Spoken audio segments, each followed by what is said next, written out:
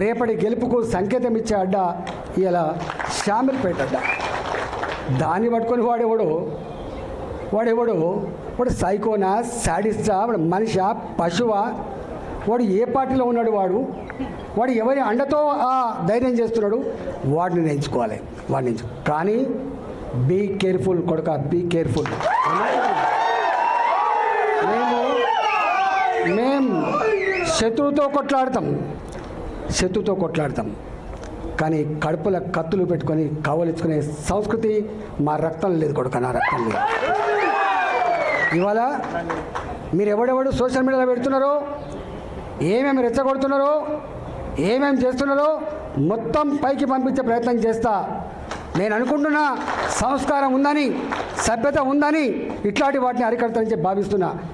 అరికట్టకపోతే నష్టపోయేది ఎవరో అర్థం చేసుకోండి. మీరు నష్టం మాకు కాదు, మాకు ఏం తక్కువ ఉంది?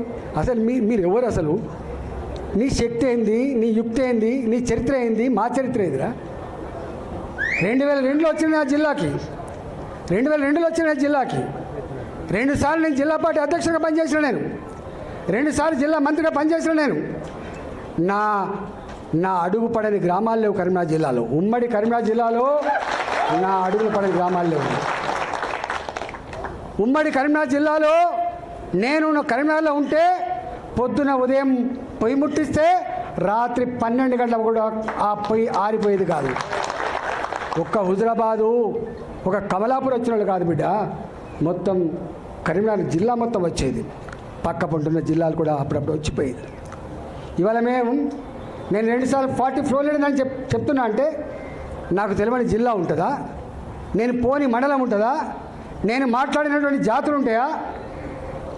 మీకు మా చరిత్ర తక్కువ తెలుసుకోడు కా, మీ చరిత్ర మీకు తక్కువ తెలుసు.